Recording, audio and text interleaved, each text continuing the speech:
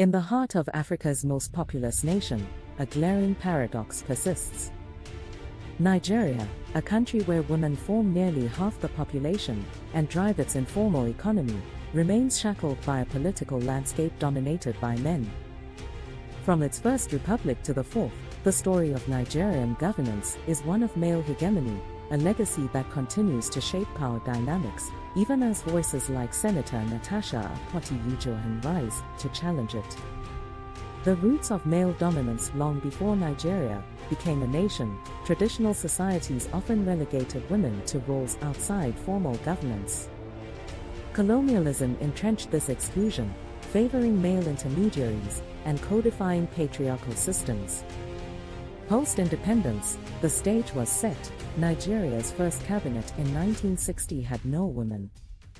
Successive military regimes amplified the culture of male strongmen, while the 1999 constitution's silence on gender equity left women fighting for scraps in a political arena designed without them. Today, Nigeria ranks 141st globally in female parliamentary representation. Only 4% of National Assembly seats are held by women, a statistic that mirrors the nation's stubborn resistance to change. Why does this imbalance endure? Cultural norms equate leadership with masculinity, dismissing women as too emotional for governance.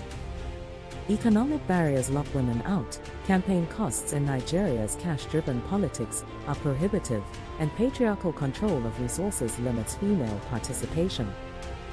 Worse still, women face violence, physical, verbal, and psychological, to silence their ambition. A 2019 National Democratic Institute study found 87% of female candidates experienced harassment, often from rival male politicians. In Kogi State, Senator Natasha Akpoti-Uduaghan's journey epitomizes this struggle.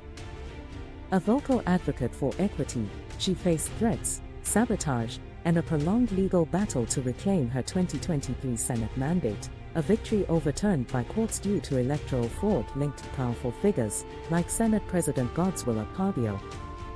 The Akpoti-Uduaghan versus Akpabio saga is more than a political feud, it's a metaphor for systemic suppression.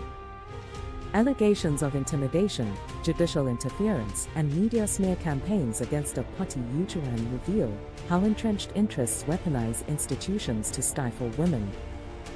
Yet, her eventual court victory in 2024 ignited hope, proving that resilience could puncture the armor of male dominance. Public reaction was polarizing. While youth-led movements hailed her as a symbol of defiance, critics dismissed her as a distraction. The saga underscores a truth: Nigeria's political arena remains a hostile terrain for women, where victory demands superhuman tenacity. How can Nigeria dismantle these barriers? First, legislative action enforcing the 35% affirmative action policy abandoned since 2006. Political parties must reform primaries to waive nomination fees for women and reserve seats. Economic empowerment initiatives, like dedicated campaign funds for female candidates, could level the financial field. Cultural re-education is critical. Media campaigns celebrating women's leadership, coupled with grassroots advocacy, can shift perceptions. Rwanda, with 61% female parliamentarians, proves quotas work when enforced with political will. Finally, protecting women from violence requires stricter laws and accountability. The Akpoti-Uduaghan case must become a precedent, not an exception. Nigeria stands at a crossroads. The Akpoti-Uduaghan saga is both a warning and a rallying cry. True progress demands more than tokenism, it requires dismantling systems that equate power with masculinity. As the world watches, Nigeria must choose: will it remain a relic of patriarchy, or rise as a beacon of equity? The answer lies not in the halls of power, but in the voices of its women, refusing to be silenced. Gender equity is not a concession, it is a cornerstone of democracy. Nigeria's journey to gender parity hinges on systemic reforms and societal mindset shifts. While laws like quotas are crucial, they must be backed by political will and grassroots education. Women like a Pati Ujuan are catalysts, but lasting change requires collective action, men as allies, institutions as enablers, and media as amplifiers.